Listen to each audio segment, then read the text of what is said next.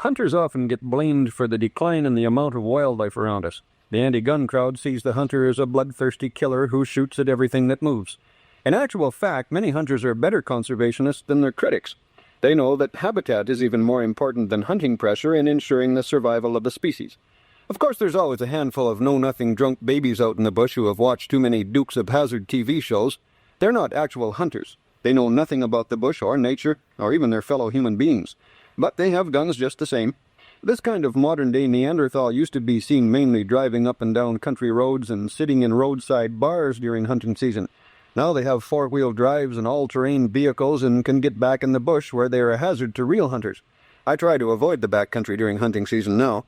But like I said, most hunters I know are good conservationists, and they know that habitat is critical for any animal's survival. The Canadian Wildlife Federation, Environment Canada, and the provincial and territorial governments went together this year on a board game that points out some of the habitat problems wild creatures, and the people trying to protect them, face. It's a bit of an eye-opener. The game is laid out like many others. There's a starting point, a bunch of spaces to move along, and a finishing point. In the middle of the game board is a map of Canada showing the distribution of the endangered species mentioned. The game tells you you have just been hired as a wildlife manager and your job is managing endangered species and habitat.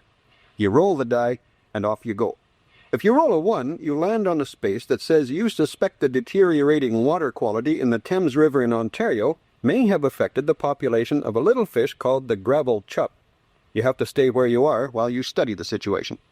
Now let's say your opponent, also a new endangered species and habitat manager, rolls a 2.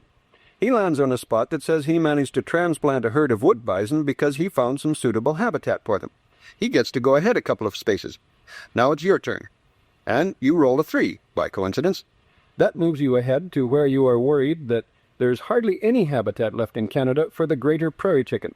You stay where you are while you try to figure out some way to solve that problem.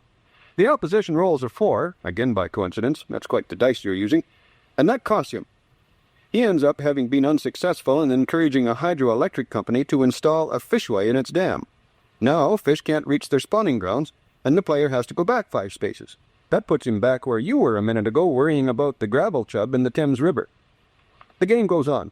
Sometimes you get lucky, like when you encourage a refinery company not to build on an island close to a calving area for beluga whales in the St. Lawrence. You move ahead a couple on that one. Other times you go back, like when a lot of species have declined in your area because you didn't prevent a bunch of wetlands from being drained. Your opponent has similar luck. He leaps ahead a couple for starting an investigation into the biology of a wildflower called the small whorl pogonia, and then he loses a turn for missing a poacher who took a whooping crane. You have to cross 25 spaces to get to the finish line, where you are declared an outstanding wildlife manager and given a Conservationist of the Year award for your work. Every space has a different situation on it, and every one is drawn from a real situation in our country right now. Human encroachment on natural habitat is a problem in many cases, and simple lack of information about critical habitat is a problem in many others. Personally, I'm a nature lover. I've always thought I knew a fair bit about the natural world, but a lot of the situations in this game were new to me. They might be new to you too, but they're the kinds of things we citizens are going to have to start learning about if we're going to save a lot of Canadian plants and animals from extinction. I'm Noel McNaughton.